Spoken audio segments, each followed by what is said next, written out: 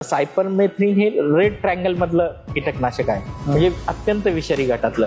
मग ते साधारणतः जर 0.5 पर लिटर असेल तर ते 0.5 लिटरच गेलं पाहिजे. मग भेंडी पिकाचं क्रॉप निघण्यापूर्वी किती दिवस मारायला पाहिजे, म्हणजे तो जो प्रतीक्षा कालावधी असतो, म्हणजे फवारणी करण्याचा काळ ते पीक निघण्याचा काळ, हा जो मधला त्याला प्रतीक्षा कालावधी म्हणतात. तर ह्या प्रतीक्षा कालावधीलाच आपण प्री हार्वेस्ट इंटरवल असं म्हणतो. मग तो किती दिवसाचा आहे तर तो लेबल क्लेमवर दिलेला असतं. आपल्याला बिनविषारी किंवा विषमुक्त अन्न मिळणं हा आपला मूलभूत अधिकार आहे, बरोबर, तो घटनेने आपल्याला दिलेला आहे. आपल्याकडचा माल त्याच्यामध्ये जर रेसिड्यू असतील आणि ते जर आपण तिकडे पाठवले आणि ते जर तिकडे डिटेक्ट झाले तर त्याचे इन्शुरन्स असतात आणि त्याची ती कॉस्ट डॉलरमध्ये होते, म्हणजे आपल्यापेक्षा 10 पट किंमत जास्त असते डॉलरमध्ये किंवा युरोमध्ये असते. त्यामुळे ते परत आणणं सुद्धा परवडत नाही, त्यामुळे ते तिकडे फेकून द्यावं लागतं.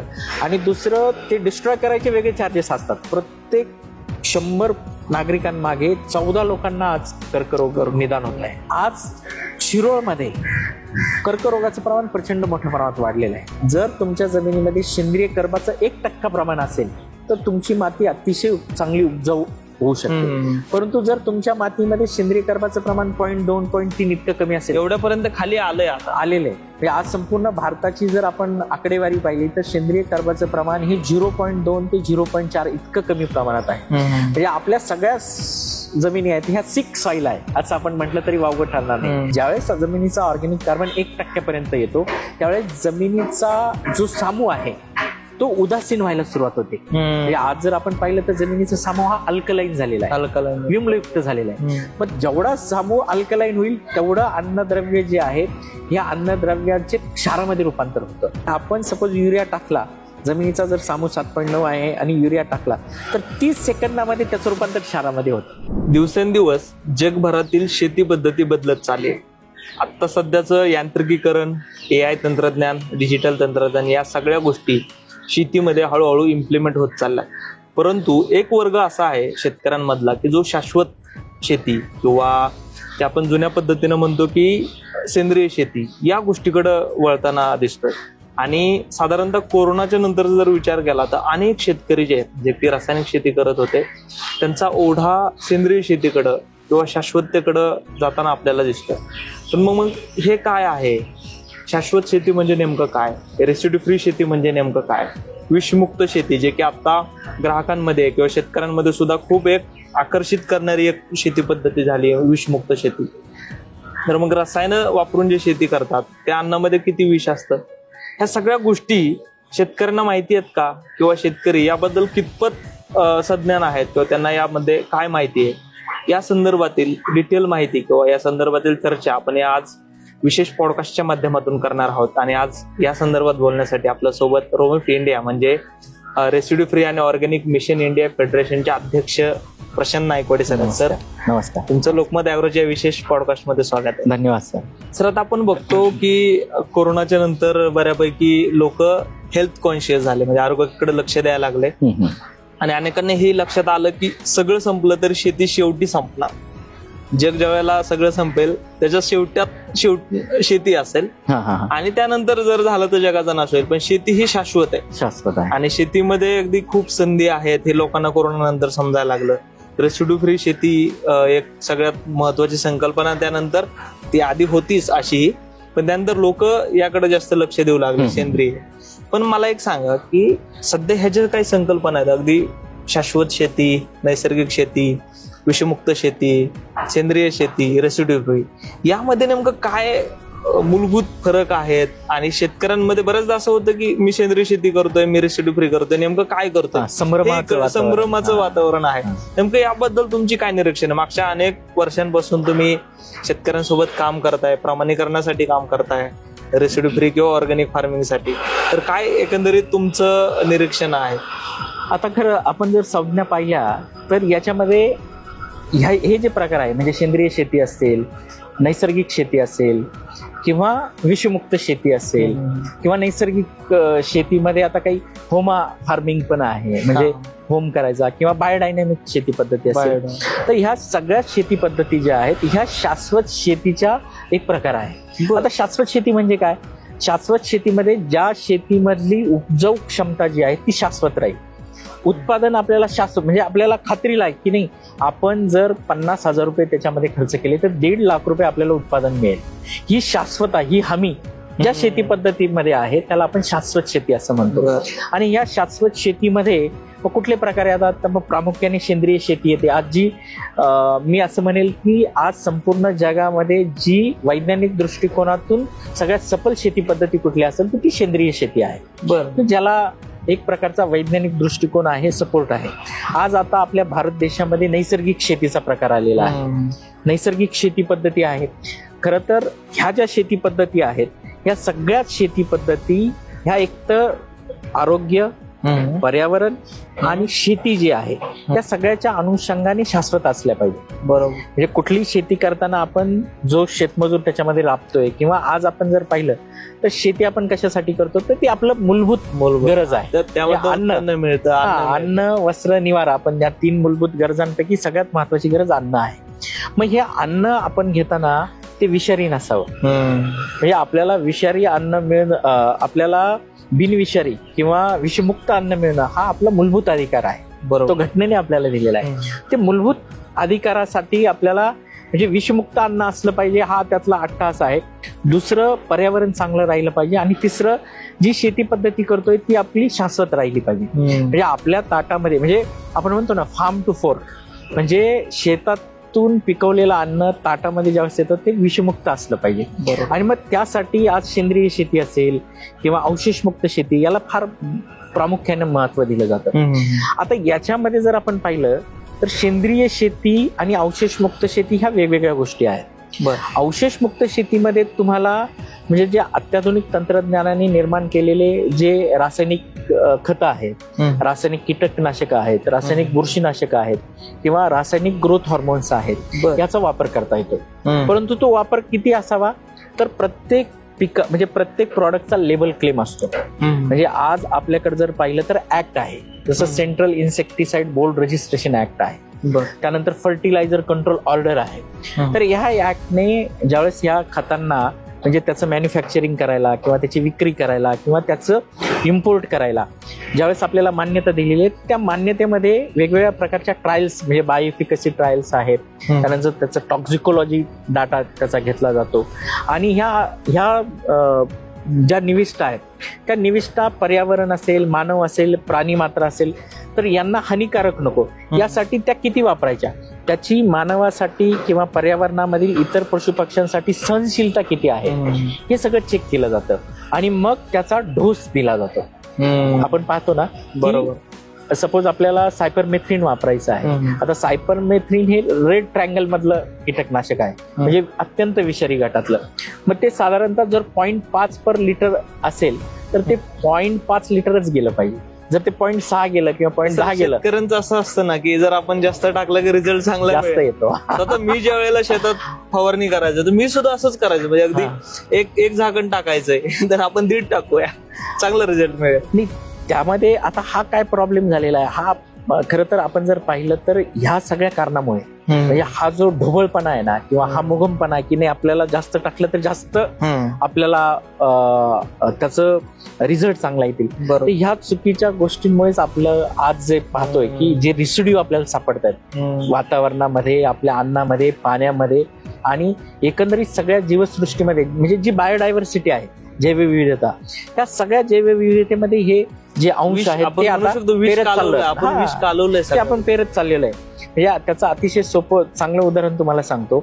आता तुम्ही जर समुद्र किनारे फिरायला गेलात तर तुम्हाला काही मासे मरून पडलेले दिसतात. हो, अगदी. आता इंद्रायणी नदीमध्ये आपण ज्या पुण्यात बसलोय त्या इंद्रायणी नदीमध्ये अगदी माशाचा थर लागतो.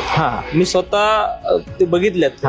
तर तो कशामुळे, तर जे इंडस्ट्रियल वेस्ट वॉटर त्या पाण्यामध्ये जातं, त्याचप्रमाणे शेतीमध्ये जे पाणी आहे, जे एक्सेस वॉटर आपण रन ऑफ होतं, ते पाणी ज्यावेळेस ह्या नदीच्या स्रोतामध्ये जातं तर हे सगळे केमिकल, जे खताचे अवशेष असतील, केमिकलचे अवशेष असतील, हे सगळे त्या नदीतून पाण्यात येतात आणि पाण्यातून त्या हे जे प्राणी मात्र आहेत जसं मासे असतील किंवा ऑक्टोपस असतील किंवा प्रॉन्स असतील याच्या शरीरामध्ये जातात आणि ते आपलं अन्न असल्यामुळे ते परत आपल्या मानवी शरीरामध्ये येतात.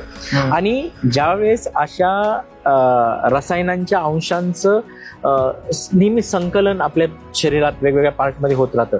त्याच्यानंतर मग कर्करोगासारख्या व्याधी किंवा वेगवेगळ्या व्याधी त्यामध्ये निर्माण होतात. त्याच्यामुळे आज जर आपण पाहिलं तर शाश्वत शेतीमध्ये ह्या सगळ्या शेतींचा पर्याय आपल्याकडे आहे.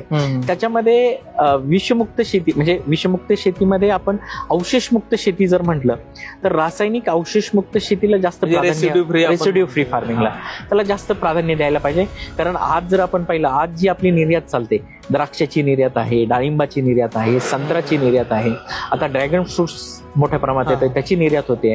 तर ह्या सगळ्या निर्यातीमध्ये रेसिड्यू फ्री फार्मिंगलाच प्राधान्य देण्यात येतं. म्हणजे आंतरराष्ट्रीय पातळीवरचा जर विचार केला तर रेसिड्यू फ्रीलाच मागणी. हा, आता का मागणी आहे रेसिड्यू फ्रीला? कारण द्राक्ष तुम्ही पहा इतकं सेन्सिटिव्ह आहे. आता थोडा सीझन चेंज झाला म्हणजे जर पाऊस आला किंवा अचानक थंडी पडली तर आपल्याला वेगवेगळ्या प्रकारचे फंगीसाईड वापरावे लागतात, वेगवेगळ्या प्रकारचे ग्रोथ हॉर्मोन्स त्याला वापरावे लागतात. मग आपण ते सेंद्रिय किंवा नैसर्गिक शेती पद्धतीने करू शकतो का? तर त्याचं उत्तर नाही असं आहे. त्यामुळे व्यापारी पिकं जे आहेत ज्याला परदेशात फार मोठ्या प्रमाणात मागणी आहे, त्याला फार मोठ्या प्रमाणात चालना आपल्याला देता येतील, अशा पिकांसाठी आपल्याला रेसिड्यू फ्री फार्मिंग जे आहे ते एक तंत्र वापरावं लागेल. कारण हे सगळे जे कीटकनाशकं आहेत, खतं आहेत किंवा बुरशीनाशकं आहेत हे तंत्रज्ञानाने निर्माण केलेले आहेत. फक्त ते तंत्रज्ञानाने वापरताना ते किती वापरावं त्याच्यासाठी प्रत्येक गोष्टीचं पीएच हे लेबल क्लेम दिलेलं आहे आणि त्या लेबल क्लेम मध्ये PHI दिलेला असतो. म्हणजे साधारणतः आपल्याला सायपरमेथ्रिन वापरायचं असेल तर ते सपोज आपल्याला ते भेंडी पिकावर वापरायचं आहे, मग भेंडी पिकाचं क्रॉप निघण्यापूर्वी किती दिवस मारायला पाहिजे, म्हणजे तो जो प्रतीक्षा कालावधी असतो म्हणजे फवारणी करण्याचा काळ ते पीक निघण्याचा काळ हा जो मधला त्याला प्रतीक्षा कालावधी म्हणतात. तर ह्या प्रतीक्षा कालावधीलाच आपण प्री हार्वेस्ट इंटरवल असं म्हणतो. मग तो किती दिवसाचा आहे तर तो लेबल क्लेमवर दिलेला असतं, प्रत्येक औषधावरती दिलेलं असतं. आता याच्यामध्ये प्रत्येक पिकासाठी अजून डेव्हलप झालेलं नाहीये, त्याच्यावर काम चालू आहे. हे आंतरराष्ट्रीय स्तरावर काम चालू आहे. आपल्या इंडियन काउन्सिल ॲग्रिकल्चर रिसर्च सुद्धा त्याच्यावर काम करतं. आणि प्रामुख्याने आपण जागतिक स्तरावर जर पाहिलं तर कोडेक्स एलिमेंटरियस नावाचं फूड स्टँडर्ड आहे, ते फूड स्टँडर्ड याच्यावर फार मोठ्या प्रमाणात काम करतं. त्यामुळे आज बहुतांशी जे पिकं आहेत त्याचे PHI आलेले आहे आणि PHI ला जोडूनच MRL आहे, म्हणजे मॅक्झिमम रेसिड्यू लिमिट, बरोबर, किंवा त्याला लेव्हल पण असं म्हणतो.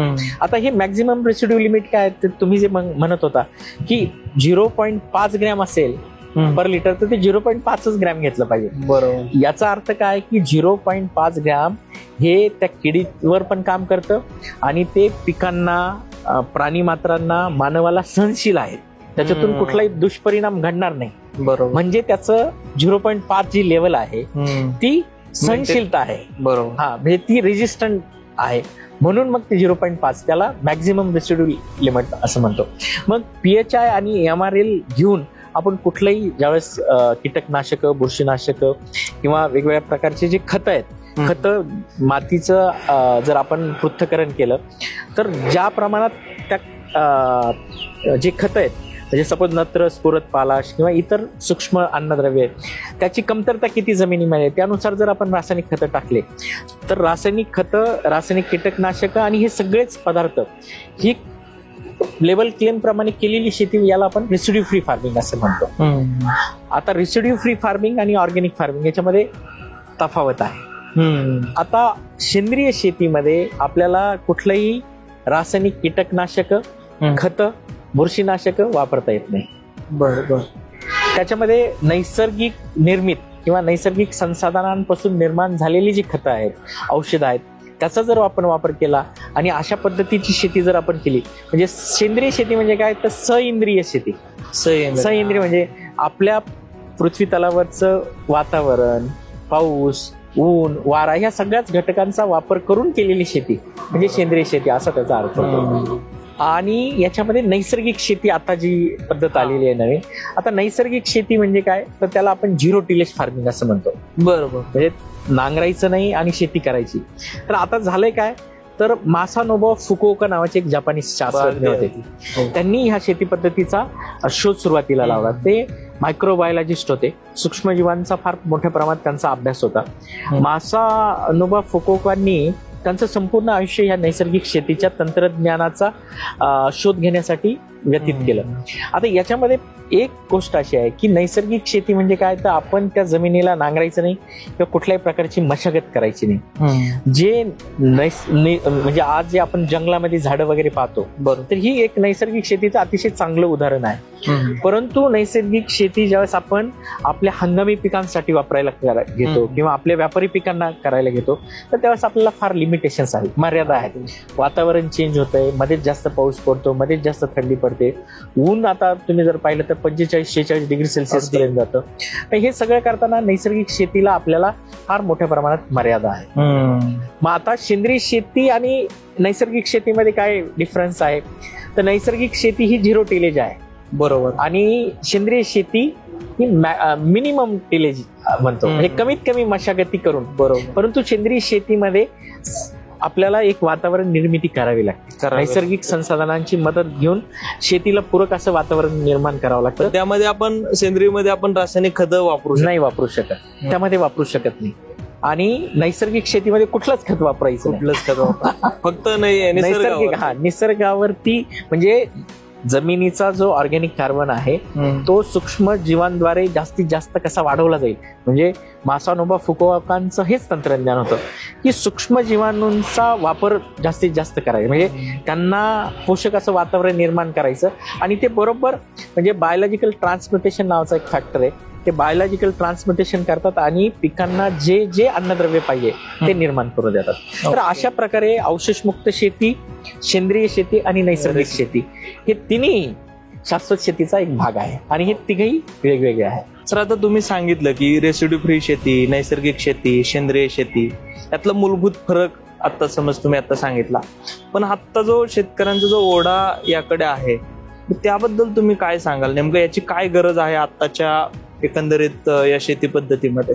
नाही, आज जर आपण पाहिलं तर आता संपूर्ण जगाचा जर आपण विचार केला तर रेसिड्यू फ्री जी बाब आहे की, म्हणजे तुम्ही जो शेतमाल आम्हाला देताय किंवा फळं देतायत किंवा तुम्ही कुठल्याही शेतातून येणाऱ्या गोष्टी आम्हाला देतात, तर त्याच्यामध्ये कुठलाही अवशेष नसला पाहिजे. संपूर्ण जगामध्ये ही एक मुवमेंट आहे, म्हणजे विषमुक्त, ज्याला आपण म्हणतो की विषमुक्त अन्न आता मिळालं पाहिजे. म्हणजे आज जर तुम्ही पाहिलं तर आपल्या देशातलं जाणारं जे द्राक्ष आहे, डाळिंब आहे किंवा इतर व्यापारी पिकं आहेत, ते सुद्धा म्हणजे एक्सपोर्ट होतात. एक तर ते ऑर्गॅनिक असतील तर एक्सपोर्ट होतात किंवा रेसिड्यू फ्री जर असतील तरच एक्सपोर्ट होतात. या दोनच बाबी आहेत. आता प्रत्येक देशांनी त्यांची नियमावली अत्यंत कडक केली. आता एक घटना घडली की ते आंबे तिकडं समुद्रामध्ये फेकून दिले, रेसिड्यू सापडला अमेरिकेने.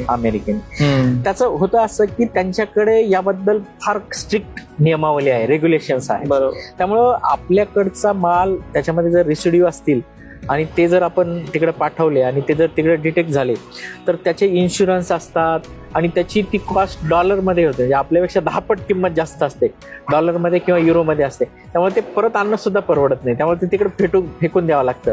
आणि दुसरं, ते डिस्ट्रॉय करायचे वेगळे चार्जेस असतात. त्याच्यामुळे परदेशामध्ये एक्सपोर्ट करताना आपल्याला ह्या गोष्टीची फार काळजी घ्यावी लागते. आणि 2 गोष्टी आहेत, एक तर रेसिड्यू फ्री किंवा ऑर्गॅनिक, या 2 गोष्टी जर असतील तर आपण तो निर्यात करू शकतो.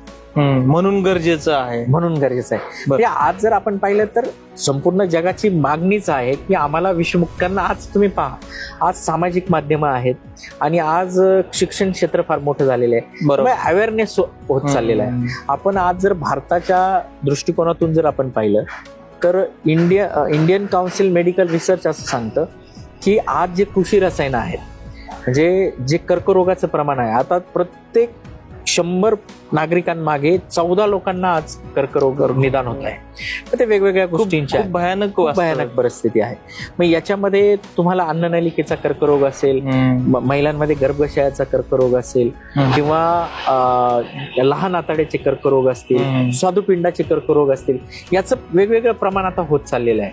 आणि हे सगळं होत असताना आपण जर पाहिलं तर इंडियन काउन्सिल रिसर्च किंवा ऑक्युपेशनल हेल्थ इन्स्टिट्यूट नवी दिल्ली यांनी जो शास्त्रशुद्ध अभ्यास केला त्याच्यामध्ये एक गोष्ट प्रामुख्याने अशी दिसली की 70 ते 80% जबाबदाऱ्याला कृषी रसायन आहे. आता कृषी रसायनं कशी, तर कृषी रसायनांचा जो वापर होतो तो वापर जर लेबल क्लेम प्रमाणे झाला नाही, तो जर वापर मोगम पद्धतीने झाला, जास्त झाला, तर ही कृषी रसायनं विघटित व्यवस्थित होत नाहीत. आणि ती विघटित झाली नाहीत तर त्याचे अंश जे आहेत ते आपल्या अन्नपदार्थांमध्ये, पाण्यामध्ये आणि वेगवेगळ्या गोष्टीमध्ये ते आढळायला सुरुवात होते. आणि ही बायोडायव्हर्सिटी आहे.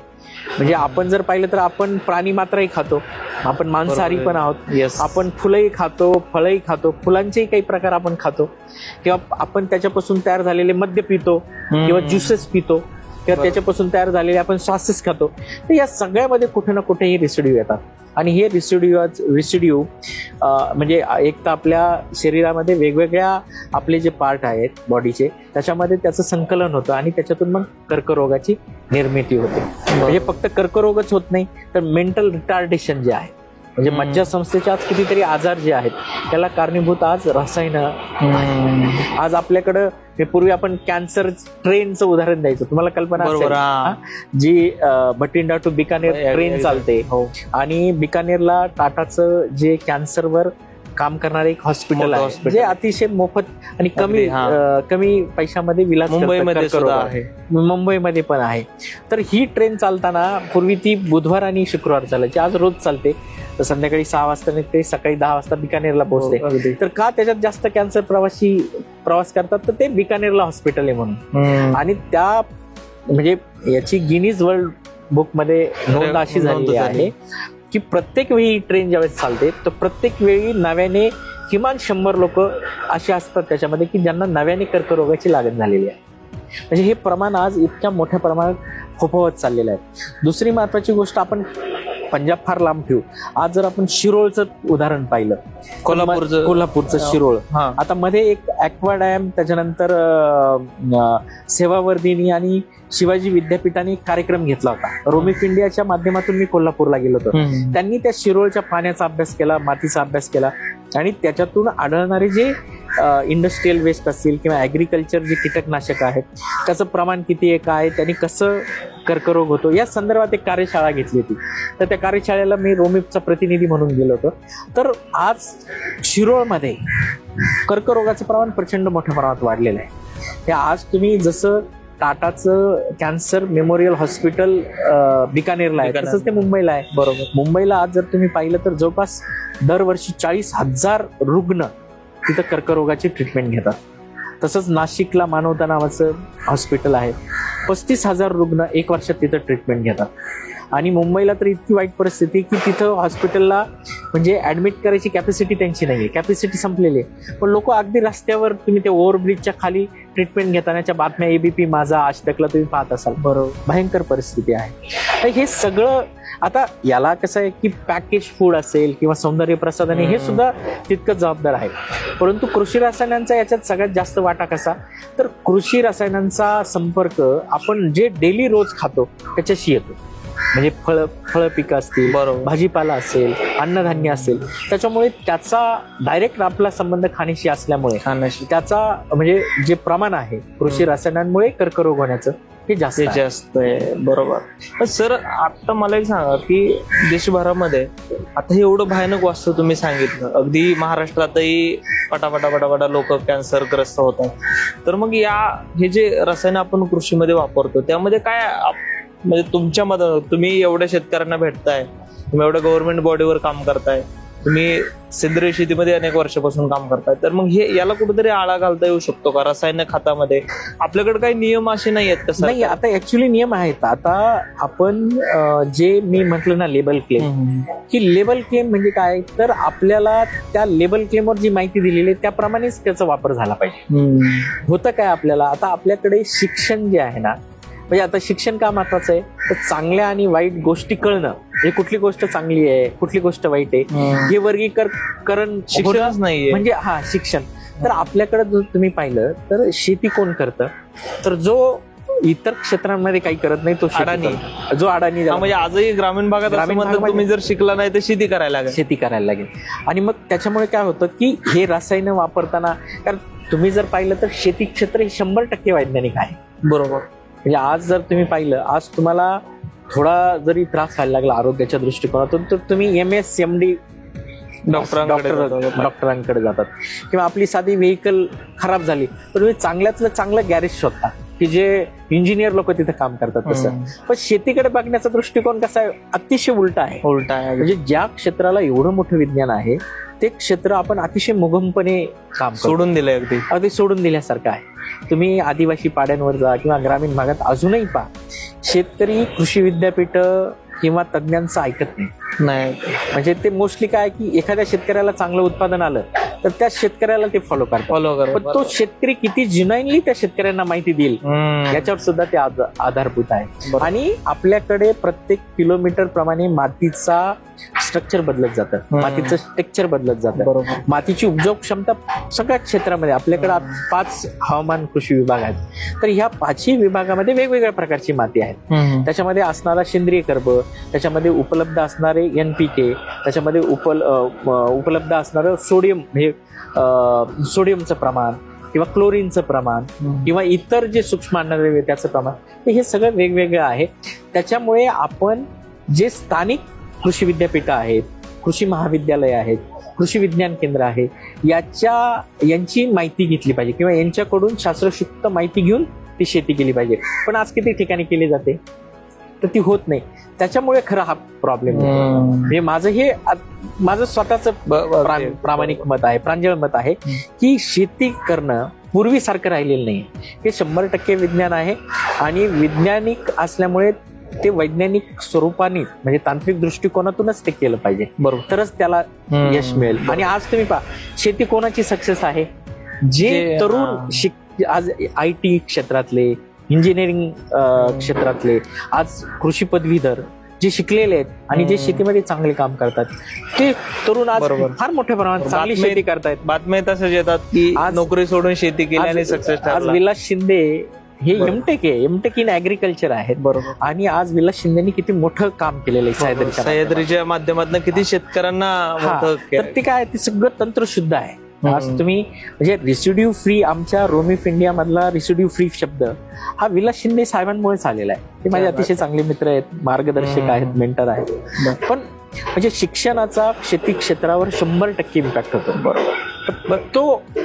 तो होण्यासाठी म्हणजे अवेअरनेस क्रिएट करण्यासाठी ज्या यंत्रणा शासकीय यंत्रणेवर खापर फोडून चालणार नाही, कारण त्यांना मर्यादा आहे. मर्यादा आहेत. शेतकऱ्यांनी पण स्वतः शिकलं पाहिजे. शेतकऱ्यांची स्वतःची जबाबदारी आहे. मोबाईल आज प्रत्येक शेतकऱ्याकडे आहे. अगदी किती शेतकरी आज शेतीविषयी माहिती मोबाईलवर घेतात, खूप कमी. त्याचा वापर खरं म्हणजे आपल्याकडे तंत्रज्ञान आहे, परंतु त्याचा वापर करायचा कसा, योग्य पद्धतीने त्याचा वापर कसा करायचा हे लोकांना माहिती होत नाही. आणि त्यासाठी खरं आता काम करण्याची गरज आहे. बरोबर सर. आता तुम्ही सांगितलं की रासायनिक म्हणजे रासायनिक कडे लोकांनी आता वळायला नाही पाहिजे, तर रेसिड्यू फ्री किंवा सेंद्रिय याकडे, नैसर्गिक याकडे वळायला पाहिजे. आणि जगभरात या रेसिड्यू फ्री अन्नाला मागणी सुद्धा तेवढीच आहे. आता शेतकऱ्यांनी जर ही जर पद्धत अवलंबायची असेल, रेसिड्यू फ्री शेती करायची, मला सेंद्रिय करायची, तर काय टप्पे आहेत साधारणतः, कशी सुरुवात केली पाहिजे, काय तुम्ही सांगाल? सगळ्यात महत्वाची सुरुवात जी आहे ती मातीपासून करायला पाहिजे. मातीमध्ये जो सेंद्रिय कर्ब नावाचा जो घटक आहे, हा सेंद्रिय कर्ब हा अतिशय महत्वाचा आहे. म्हणजे आपण शेतीचा आत्मा काय तर सेंद्रिय कर्ब हा आत्मा आहे. जर तुमच्या जमिनीमध्ये सेंद्रिय कर्बाचं 1% प्रमाण असेल तर तुमची माती अतिशय चांगली उपजाऊ होऊ शकते. परंतु जर तुमच्या मातीमध्ये सेंद्रिय कर्बाचं प्रमाण 0.2, 0.3 इतकं कमी असेल, एवढ्यापर्यंत खाली आलेलं आहे. आज संपूर्ण भारताची जर आपण आकडेवारी पाहिली तर सेंद्रिय कर्बाचं प्रमाण हे 0.2 ते 0.4 इतकं कमी प्रमाणात आहे. म्हणजे आपल्या सगळ्या जमिनी आहेत ह्या सिक सॉइल आहे असं आपण म्हटलं तरी वावगं ठरणार नाही. मग आपल्याला सेंद्रिय कर्ब वाढवायचं असेल तर काय करावं लागेल, तर आपल्याला जास्तीत जास्त सेंद्रिय पदार्थांचा वापर करावा लागेल. जास्तीत जास्त जे नैसर्गिक संसाधन आहे त्याचा वापर करावा लागेल. मित्रकिडींचा आपल्याला मदत घेऊन आपल्याला आंतरपीक पद्धतीने, मिश्र पीक पद्धतीने, पट्टाफेर पद्धतीने आपण पिकं घ्यावी लागतील. आपल्याला मोनोक्रॉपिंग घेता कामा नये. आपल्याला जैवविविधता जशी जपता येईल, जशी पर्यावरणात आहे तशी पीक विविधता ही शेतात आपल्याला आणावी लागेल, तर आपला सेंद्रिय कर्ब वाढेल. आणि सेंद्रिय कर्ब किती येतं, 0.1 ते 0.1 ते 5% सेंद्रिय कर्ब असतो. तर आपल्याकडे भौगोलिक वातावरणामुळे त्याचं प्रमाण कमी आहे. कारण आपल्याकडे जर तुम्ही पाहिलं तर 8 महिने जमीन सताळ सूर्यप्रकाशाला उघडे असते, बरोबर. 4 महिने फक्त आपल्याकडे पाऊस पडतो. त्यामुळे होतं काय की पृथ्वीवरचा ऑक्सिजन आणि मोठ्या प्रमाणात सूर्यप्रकाश याच्यामुळे त्याचं ऑक्सिडेशन होतं ऑर्गॅनिक कार्बनचं, सेंद्रिय कार्बनचं, म्हणजे तो जळतो थोडक्यात. तर मग त्यासाठी आपल्याकडे मल्चिंग पद्धती असल्या पाहिजे. आपले माती जी आहे ती झाकून ठेवणं फार गरजेचं आहे. आणि हे सगळ्या जर प्रॅक्टिसेस आपण केल्या म्हणजे सेंद्रिय पद्धतीमध्ये ह्या सगळ्या प्रॅक्टिसेस म्हणजे सेंद्रिय प्रमाणीकरणाचा जर तुम्ही कार्यक्रम पाहिला तर हा 3 वर्षाचा आहे. तर तो का 3 वर्षाचा आहे, तो याच्यासाठीच आहे. जर तुम्ही पीकविविधता व्यवस्थित केली, तुमच्या बांधावरच्या निविष्ठा म्हणजे कंपोस्ट असेल, शेणखत असेल, गांडूळ खत असेल, जीवामृत असेल, याचा नियमित तुमच्या शेतामध्ये वापर केला तर 3 वर्षानंतर तुमचा ऑर्गॅनिक कार्बन जो 0.2 0.3 आहे तो 1% पर्यंत गेलेला आपल्याला दिसतो. आणि ज्यावेळेस जमिनीचा ऑर्गॅनिक कार्बन 1% पर्यंत येतो त्यावेळेस जमिनीचा जो सामू आहे तो उदासीन व्हायला सुरुवात होते. म्हणजे आज जर आपण पाहिलं तर जमिनीचा सामू हा अल्कलाईन झालेला आहे, विम्लयुक्त झालेला आहे. मग जेवढा सामू अल्कलाईन होईल तेवढं अन्नद्रव्य जे आहेत या अन्नद्रव्याचे क्षारामध्ये रूपांतर होतं. हे अति साधं उदाहरण तुम्हाला सांगतो. जर जमिनीचा सामू हा 7.1 असेल आणि तुम्ही जर अन्नद्रव्य त्याला दिलं, मग ते कुठले असू द्या, रासायनिक असू द्या, सेंद्रिय असू द्या, तर 10% अन्नद्रव्य जे आहेत ते पिकाला घेता येत नाही, त्याचं रूपांतर क्षारांमध्ये होतं. 7.5 असेल तर जवळपास 25% म्हणजे 15 ते 20% अन्नद्रव्याचं रूपांतर हे क्षारांमध्ये होतं.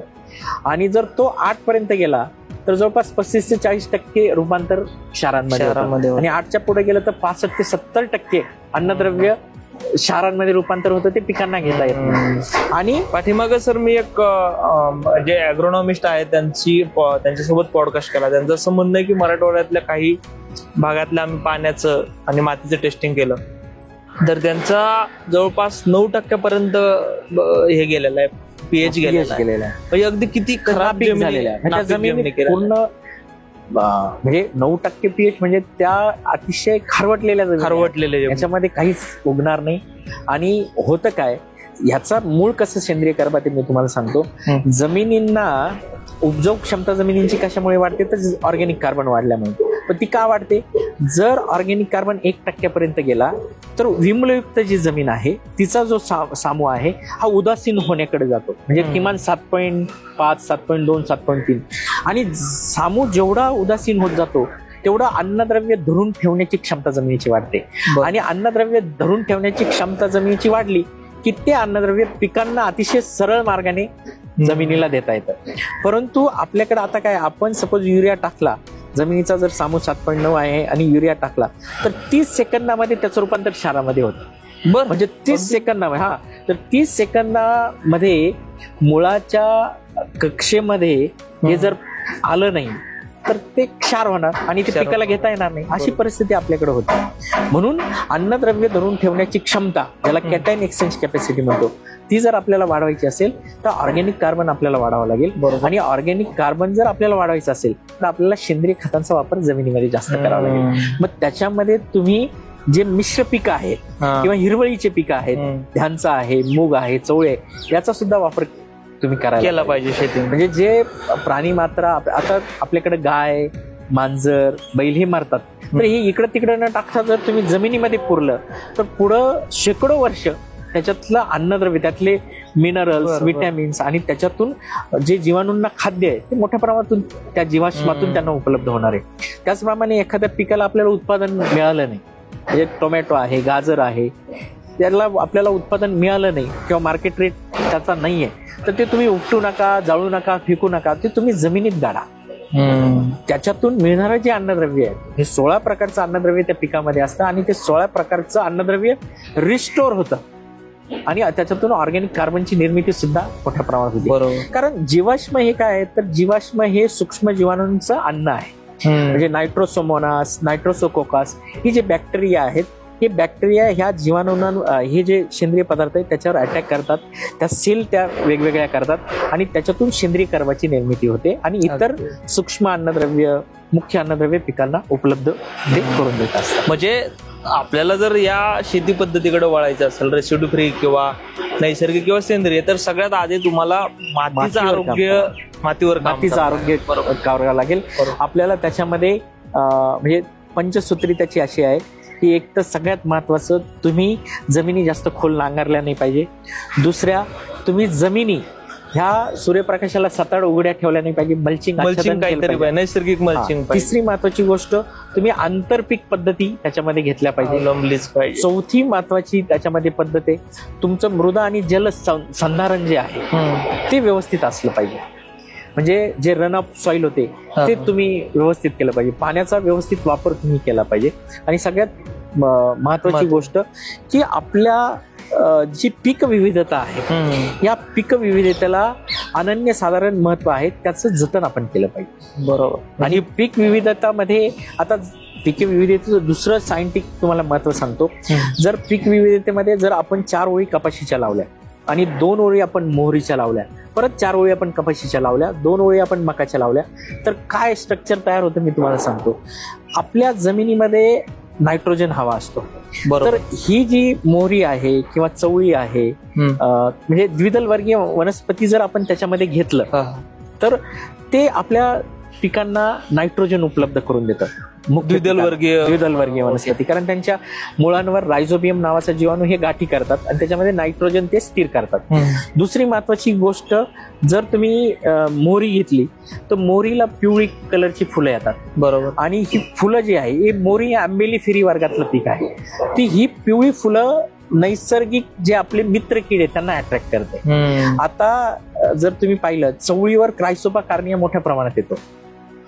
मका जर घेतलं तर लेडी बर्ड बिटल जो आहे, लाल ढालकीला, तो येतो. आता क्रायसोपा कार्निया हा जवळपास 800-850 मावेचे अंडे एका वेळी फस्त करतो. मला रासायनिक मारायची गरज नाही. आपण जर मका घेतलं तर मकावर जे रस शोषक किडे आहेत, म्हणजे ऍफिड असेल, जॅसिड, म्हणजे मावा, तुडतुडे, फुलकिडे, यांची छोटी छोटी किडे, म्हणजे 40 ते 50 किडे एका वेळी हा लेडी बर्ड बिटल खाऊन टाकतो. म्हणजे आपल्याला रासायनिक मारायची म्हणजे एकमेकांना पूरक वनस्पती. पूर्वी जे इकॉनॉमिक थ्रेशोल्ड लिमिट जे होतं, म्हणजे नुकसानीची आर्थिक पातळी, ही नुकसानीची आर्थिक पातळीचा अभ्यास जर आपल्याला करायचा असेल तर आपल्याला मित्र किडींचा समावेश त्याच्यामध्ये करावा लागेल.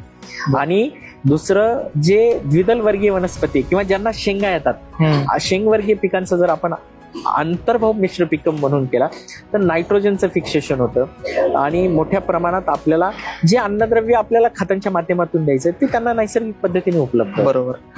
सर, आता ही जी तुम्ही पंचसूत्री सांगितली की शेतकऱ्यांनी पंचसूत्री अवलंबली पाहिजे, सगळ्यात महत्वाचा मुद्दा आपल्या मातीचा आहे. मातीचं आरोग्य जपलं तर तुमचं प्रोडक्शन जे येणार आहे ते चांगलंच येणार आहे शेवटी.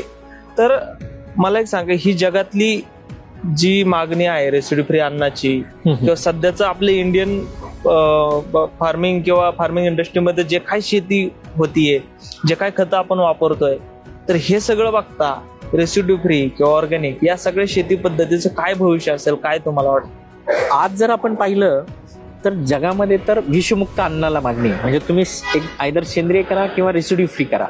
मी सांगताना तुम्हाला असं सांगेल, जर तुम्हाला व्यापारी पिकं करायची असतील, ज्याला व्यापारी महत्व आहे, तर अशा पिकांना तुम्ही रेसिड्यू म्हणजे अवशेषमुक्त शेती पद्धतीचा वापर करा.